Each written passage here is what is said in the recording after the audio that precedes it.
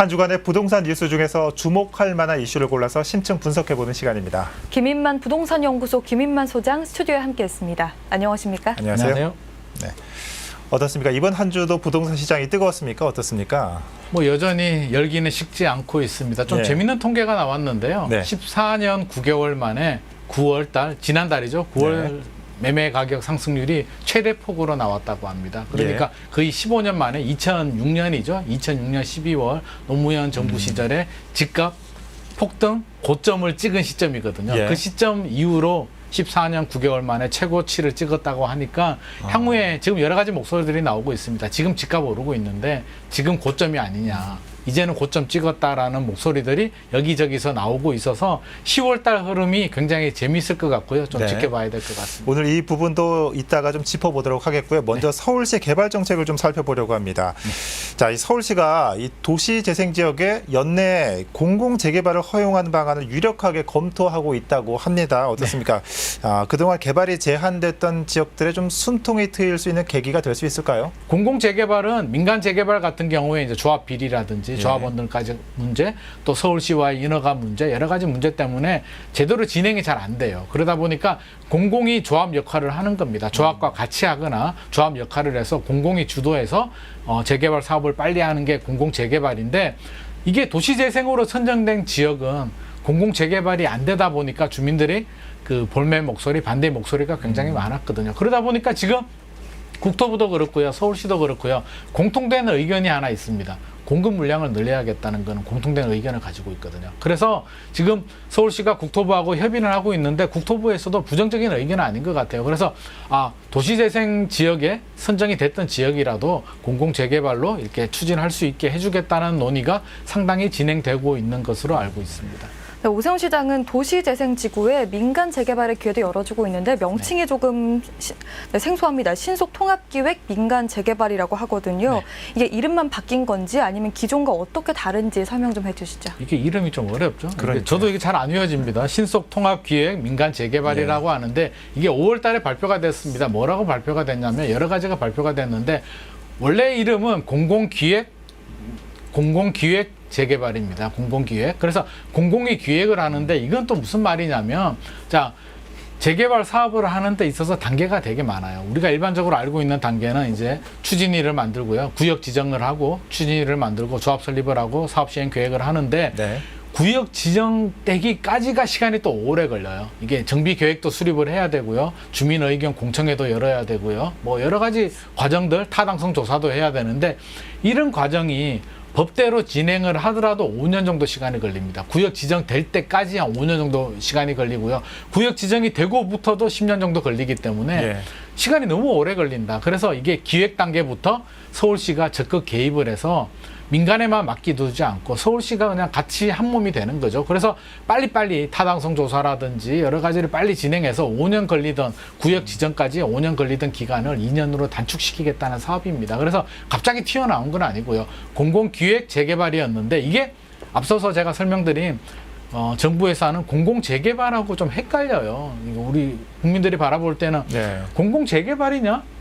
공공기획개발이 공공재개발이야 이런 의견들 헷갈린다는 의견들이 많아서 아마 서울시에서 이름을 좀 바꾼 것 같습니다. 그래서 공공기획 민간 공공기획개발이었는데 신속통합기획 민간 재개발로 명칭을 바꿨고요. 의미는 민간이 재개발 사업을 하는데 구역 지정될 때까지 5년 정도 걸리는 사업을 서울시가 적극 개입을 해서 2년 정도로 빨리 단축을 시켜줘서 빨리 사업을 진행시키겠다는 사업입니다. 그러니까 민간 재개발도 빨리 진행될 수 있도록 도와주겠다 이런 말인 것 같은데 자, 또 오 시장은 취임 이후에 2세대 도시재생으로 전환하겠다라는 좀 비전을 밝혔는데 2세대라고 하면은 뭐 박원순 시장 시절이 1세대겠죠, 그러면. 2세대 도시재생은 어떤 모습을 그리고 있는 겁니까? 아마도 이렇게 될 것 같습니다. 지금 민간 주도로 아까 그 서울시에서 기획을 해서 기간을 단축시켜 준다라고 했는데 좀 이게 접목이 될 것 같아요. 그래서 그 도시재생만 맡겨두지 않고 도시재생은 제가 보존이라고 했잖아요.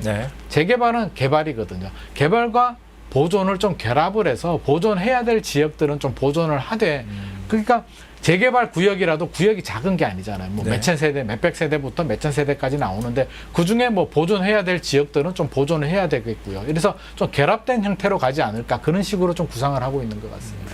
네, 그런데 이렇게 서울시가 도시재생 정책의 방향을 크게 바꾸게 되면 부작용에 대한 우려도 되는 게 사실인데요. 그럼 올바른 도시재생 정책 방향은 뭐가 있을까요? 아무래도 우리가 예상할 수 있는 부작용은 원주민들이 좀 쫓겨나고요. 네. 젠트리피케이션이 생길 수도 있고 사실 좀 보존해야 되는 지역들이 많아요. 기존에 우리가 좀 잘못했던 부분, 재개발이라든지 뉴타운 개발을 너무 개발 방식으로만 진행하다 보니까 원래 도시 개발 방식은 여러 가지가 있습니다. 우리가 아는 재개발 방식은 철거 방식이라고 해서 가장 좀 과격하고 파격적인 방식이고요. 보존 재개발도 있고요. 여러 가지 개발 방식이 있는데 우리는 너무 개발에 초점을 맞추다 보니까 진짜 보호해야 되는 지역들도 많이 없어졌습니다. 뭐 사실 우리 경희궁 자이가 있는 뭐 돈인문 뉴타운 뭐 네. 이런 거 같은 경우도 원래는 거기가 독립투사들이 뭐 거주도 하면서 좀 피난도 하고 피신처도 하고 그런 역사적인 의미가 있는 지역들이 굉장히 많았는데 이게 철거를 하고 그냥 새 아파트가 좋아.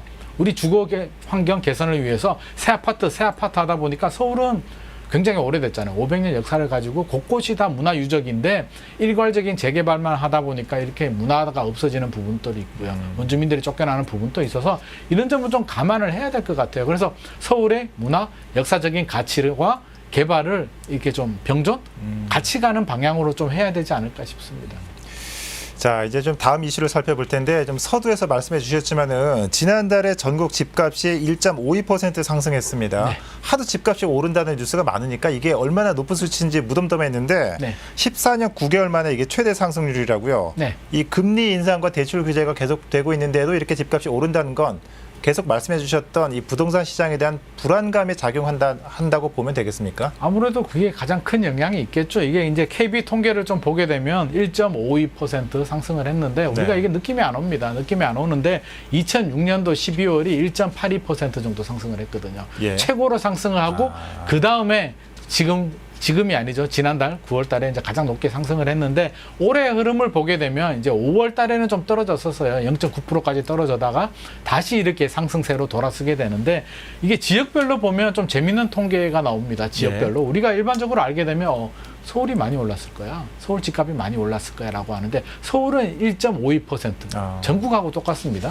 전국 통계라는 건 전국의 지방, 중소도시들 다 포함한 가격이거든요. 그렇게 바라본다면 서울이 지방 포함한 전국 통계하고 같다는 얘기는 서울이 그렇게 생각보다 우리가 생각한 것보다는 오히려 네. 상대적으로 많이 오른 건 아니고 어느 지역이 많이 올랐나 살펴보니까요. 경기도, 인천, 네. 경기도 인천이 2% 이상 올랐고요. 그래서 서울보다도 전국 평균보다도 경기도 인천이 굉장히 많이 올랐고요. 또 5대 광역시보다도 강원도가 1.7%입니다.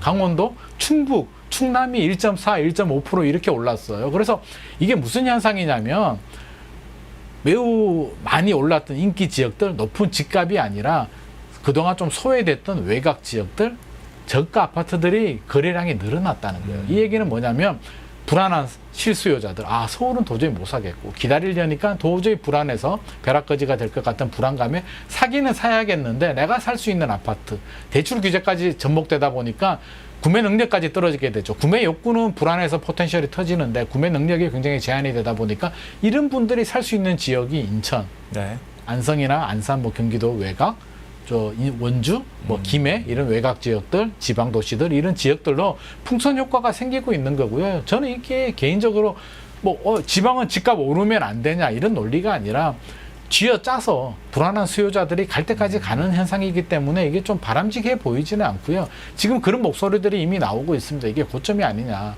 공교롭게도 2006년 12월이 고점이었어요. 버블 세븐 지역 아파트 같은 경우는 2007년도 넘어가게 되면서 이제 꺾이게 됩니다. 상승폭이. 그래서 지금 또 이제 내년 되면 또는 다음 달 또는 내년 뭔가 꺾이는 징조가 나오지 않을까. 최근에 중국은 부동산 가격이 폭락하고 있거든요. 여러 가지 이제 정치적인 문제, 경제적인 문제, 좀 복잡한 문제가 엮여 있는데 중국은 폭락하고요. 호주도 집값이 떨어지고 있는데 왜 한국만 유독 오르느냐. 이거는 바람직하지 않다. 최근에는 2030 세대들이 연끌하고 있잖아요.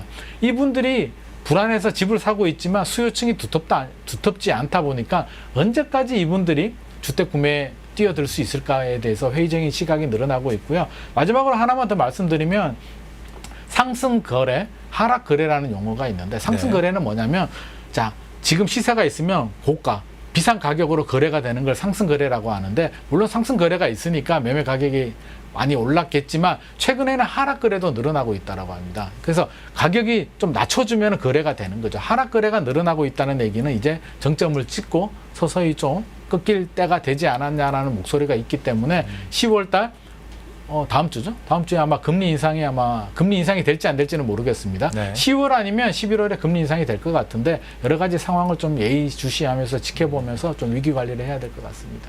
자, 이렇게 계속 집값이 좀 불안한 가운데 이 청년들이 내 집에 대해서 어떤 생각을 가지고 있는지 알아볼 수 있는 통계 자료가 발표됐습니다. 서울 청년들의 70% 이상은 내 집 마련이 필수라는 생각을 가지고 있었습니다. 하지만 부모 도움 없는 내 집 마련은 불가능하다는 대답도 절반에 넘었는데요. 영상을 보고 나서 얘기 나눠보겠습니다. 서울 청년들에게 집이란 무엇일까?